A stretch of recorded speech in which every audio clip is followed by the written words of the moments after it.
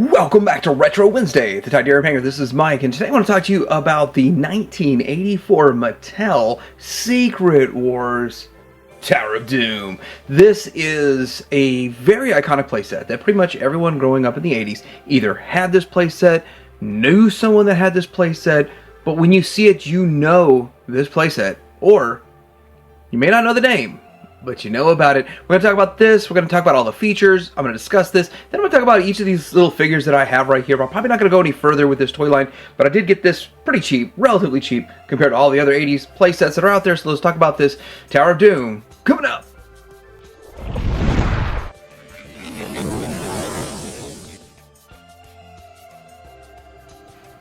Okay, so taking a closer look at this playset, there are quite a few features. So we're going to just start by looking at this and looking at the features at the same time. So what we have is the main feature of this is this gel cell kind of pass-through thing. And so with that, there's a couple of things to take note when it comes to that. So over here on the side, we have this lever. When you pull it out, it opens up the mechanism. And you got to pull on it pretty hard and then lock it in place. And on this one, you got to pull on it really hard. And I actually was surprised. Materials are good enough that it does sort of hold up. And there we go. So that works out. Now it opens these pieces here, and they kind of go into those grooves. And they have nice decals on there. So that really does work. So pretty nice that they have the decals still, and they're still on there really well. This thing is in pretty rough shape, and I have a couple of different things I can do to restore it, but I'm pretty sure that everything I do to restore is going to mess these decals up, so I want to do the video first. I'll see how the restoration goes after that. But what you basically do is you put the figure inside of here, and now Spidey's in gel, and he doesn't want to stand up. Then you have, say, Captain America and Wolverine come along and free him. They activate this and free him. That's just kind of the fun. But the other thing is that you could call it a trap. You'd obviously have to get the other figures out of the way, put Spidey in there, and boom, he's trapped. So there's a couple of different ways you can use this. Trap him or just use it as a gel cell. But that's kind of cool. So we kind of come over here to the side and we see an elevator. So this elevator here is kind of an interesting one. So this does kind of fit the bill for what a lot of people say for a playset. It needs to have multiple levels. If it has multiple levels, then you have to show how they get from one level to the other. So this is the elevator. Now, it's supposed to be white, and the elevator itself is sort of a tan color because it's yellowed over time. Let's kind of go down here. But it still has the stickers on it and all that kind of stuff. I think I might try to whiten it in a very short burst to not mess up the bubble. But let's say we're going to have Captain America come over here, and he's going to go up this. He can grab onto the lever and go up. Now it's a friction sliding mechanism, and even as a kid I thought this was a cheap out the way they did it. So once you get up here, and I'm going to move it slightly, then he can come off here and he can get inside this control room with this opening secret door. Now, there's not very much going on. It's a tight fit, and he's not going to fit through there with his shield. And even if you had, say, Wolverine, he'd have a little trouble getting through with his claws on, even though these aren't his real claws. They're a little bit bigger than his real claws.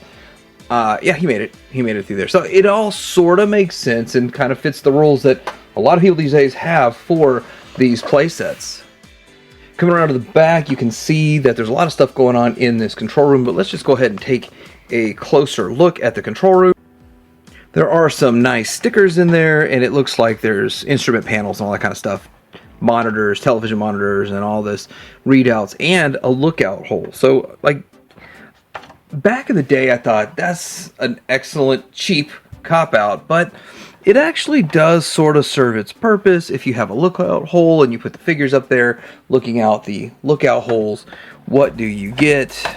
And let's see what it looks like from the other side. That actually looks pretty cool. Like, you could display your figures and it looks like this is a full playset full of figures. Maybe even have another one in there. You can see another head in the background maybe doing something. That makes sense. That's pretty cool. And so with that, so the cheap little holes that pass through holes that I didn't like as a kid actually make a lot more sense when you look at it as a diorama instead of a playset. Going up to the top, we have Doom's chair here, where he can shoot stuff, and this has a lot of play value to it. And I remember playing with this a lot as a kid, just the chair by itself. We will pull it off in just a second, but let's go ahead and say Iron Man comes up here, and since he can fly nowadays, let's see if he can make Doom fall. Push it in, and he falls. Well, theoretically, he's supposed to fall out of the chair, but I got so much going on with him that he doesn't fall out of the chair. Let's go ahead and take this off and take a closer look at it. Okay, so this chair here, this whole mechanism, it does lift off. There is a hole on the bottom and a tab on the top, and it's friction-based also to where it doesn't click or ratchet or anything. But it does have a lot of stickers. If applied properly in the proper places, looks pretty cool. It's a little sideways on mine. You have some control panels on the sidearms. You have the chair. We'll get into this chair in just a second. There are two guns, and they are left and right. So I don't like it when you have to get a left and a right. But the reason they did it is so they can hollow out the bottoms and save a fraction of a cent on each gun. So they did that, and that's what they did. And they had to make a left and a right to do that. It seems like they could have saved on tooling and just copied, made the same gun twice. But anyway, that's just my thoughts on that one. So the chair itself, it actually is the same chair we're going to see over here. It's the exact same chair, but one clips onto this contraption going on over here, and one is actually in this. And I literally have swapped them all out just for fun.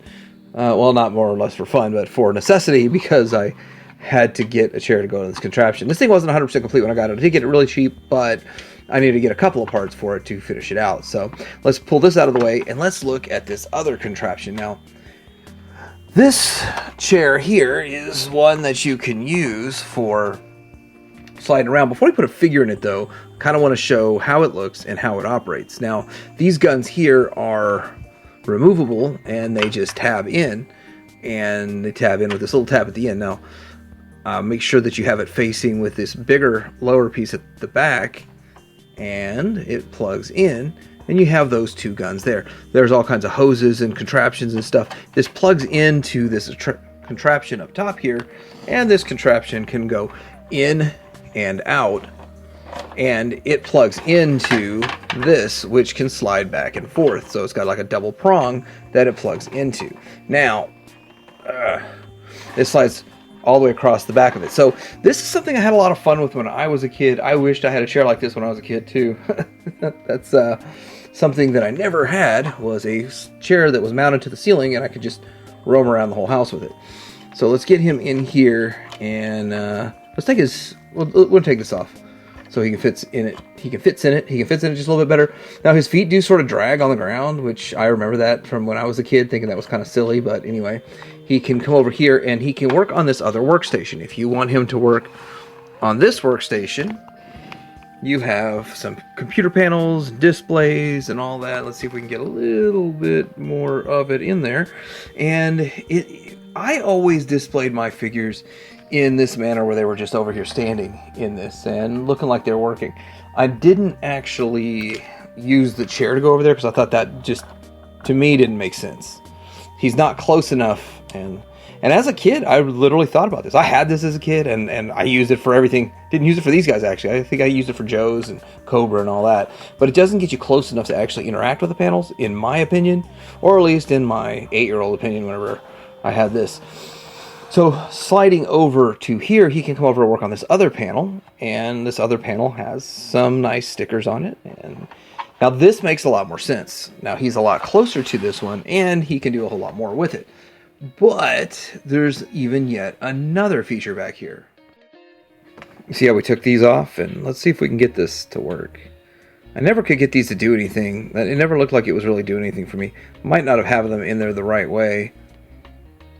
No, I got it in the right way. It just doesn't look like it's doing anything for me. But anyway, so what this tab does for the bad guys here, you push it in here, and all it does is push this whole piece that's on a hinge, pushes the bottom of it, and pushes it out. That's it. There's no locking mechanism. That's all you're doing, which is fine. And you can put whatever you want in there. And I can't quite fit a shield in there, but you can fit these pieces, because there's like 5 or 6 that come with each figure or something. Those pieces would fit in there fine too. So that's something that you could do if you wanted to. Or you could toss an extra gun in there, or you can toss, I don't know, is this a Teenage Mutant Ninja Turtles suitcase. Let's toss it in there. And that's where I'll be looking for it when I need to find that for whatever reason.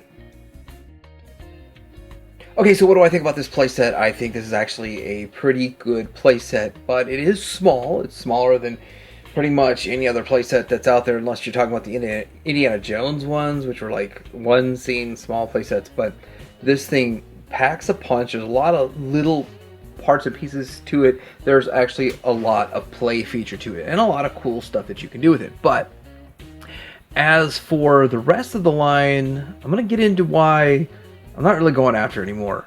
Secret Wars from Marvel, Mattel, 1984. Okay, so taking a quick look at the few figures that I have, I do have Iron Man, and he's got a shield and a gun and stuff like this. Now, looking at him, I kind of think, this is not the Iron Man we know from the movies today. And so back in the day, I just didn't care about him at all. And Spider-Man, I thought this Spider-Man is probably my favorite Spider-Man out of all the Spider-Mans that were ever made. And so I appreciate that I have him. But I don't like the modern Spider-Man. This whole toy line, though, I felt was cheaply made. And yeah, you can say that about a lot of 80s toys. And I don't feel like any of these are worth the value that they bring on the secondary market today. Which, going to toy shows over the last 25 years, I would see these all very cheap, like $1 a piece, and garage sales for $0.25 a piece. And so for some people, asking $10, $20, $30 for the basic cheap figures really gets me. And then, of course, the real claws for him, I don't even know what this goes to, probably a Transformer or something, but the real claws that go on him are like real expensive. Everybody wants stupid money for them, or if they're in a lot, the lot goes for $150 just because he's got his claws in there, especially the black claws. And I just don't think they're worth the money. Like for this, I think I got like $60 or $70 in everything right here, and that's more than I wanted to spend, to tell you the truth. So I'm not really looking to further this line. I just don't think that it's worth it. You can say that about any vintage toy line, but I don't think it's worth it. But there are some cool aspects to it, but I feel like they reuse the same body on most of the figures, and they did that as a cost-cutting measure. And for those of you that say, Mike, he's missing his wings, Doc Octopus is missing his octopus arms, which I can't even get this guy to stand. Alright, let's try it again. I know I'm missing his arms. But getting into like Captain America here, like a lot of rub on this. To get one that has very good paint, people are paying stupid money for it. And so either I can touch the paint up myself, which I can, and I think I have one I already did that too. I actually have more of these figures that are in storage or something that I had from decades ago that I got for basically free because I bought something else and they were just with it and I just didn't care. But it's cool to see them and the charm of them. But the real big problem with collecting these are the ones that are stupid expensive, like Iceman, and I don't even know the name, Electro or something. I don't really care enough to spend $100 to $200 a piece on those. And I just, even Falcon, yeah, he's even expensive.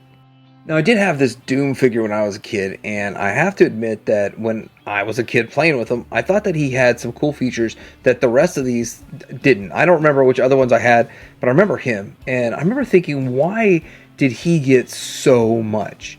He has this slot here, kind of like Brave Star, where you can connect his gun to his back. And, of course, I guess he came with this gun also. I don't really remember, but I went ahead and just threw it on him just for fun. But I assumed he came with it because he has this holster on his leg, just like Brave Star. This feels like Brave Star knocked this off because Brave Star came after this. And then he's got a shield, which I think the shields were kind of the weak part of this toy line. Well, and the copied figure designs. But I thought this was one of the better ones. But I think later on Toy Biz made one that had a cape. And this dude didn't come with a cape. Should have come with a cape, I think. And speaking of Toy Biz, that was the only way I picked up one of these guys right here. The Hobgoblin is probably the coolest figure in the toy line that they made out of all of them. And it's a villain, and it's the Hobgoblin. I don't think they did the Green Goblin, which they should have, but they did the Hobgoblin. And that thing's another really expensive one to get, maybe like $150. Not as much as some of the ones that never hit the US. I think it was a Series 2 figure, one of two or 3 Series 2 figures. So I'm not going to go too deep in this line. I'm pretty much done with it, but I like the playset, and I like a couple of the figures, and it's going to be kind of a fun little side diorama. So what do you guys think about this Tower of Doom on this wonderful Wednesday in February? Hopefully everybody's got some decent weather out there, but I think that the playset is so iconic I had to have it. The playset itself, I remember it. I have so many memories with this. Joe's and some Star Wars on it, and just pretty much any figure that would fit in there. But the figures themselves I find extremely lackluster. I do not really enjoy them. I actually don't collect Marvel this day and age anyway, so it's not really something that I harken back to. But the playset's awesome, and to have a handful of the main characters feels pretty good, and it's fun. So I'm curious what you think. Are you super in on this? Do you have the whole line? Did you get the whole line mint in the package? Are you deep into it? Because I'd like to know. It's kind of cool, and it's kind of interesting, and sort of halfway wish I would have picked them up carded back when I had a chance, like 20 years ago. But like and subscribe. Time to hang around.